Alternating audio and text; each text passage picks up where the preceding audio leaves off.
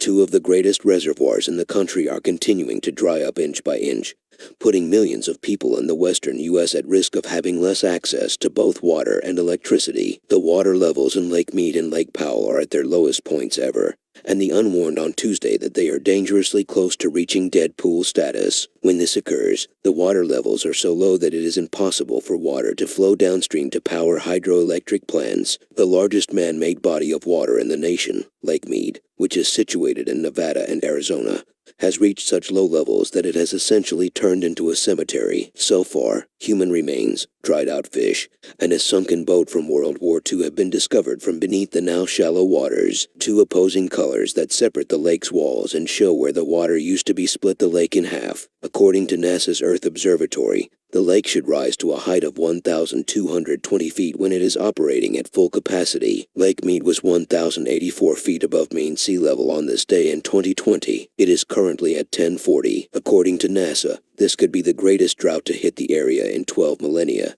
and to maintain hydropower production at normal levels, water levels must remain above 1,000 feet. The second largest man-made reservoir in the U.S., Lake Powell, which is located in Arizona and Utah, is dealing with a similar issue. The lake was last completely full in 1999, but the water level is now many feet lower than it was only a year ago. It was only a fourth full as of Thursday. Tens of millions of people in 7 states are served by both lakes, which also provide irrigation water for farming. Liz Mullen Bernhardt, a specialist on ecosystems for the United Nations Environment Program, stated that the situation has been so dry for more than 20 years that we're no longer speaking of a drought. The UN attributes the problem to the climate catastrophe and excessive water use. They stated in a statement, "We refer to it as aridification, a new very dry normal. Even if water cuts are implemented in an effort to ration the supply, it might not be sufficient." According to Maria Morgado, UNEP's North America Ecosystems Officer,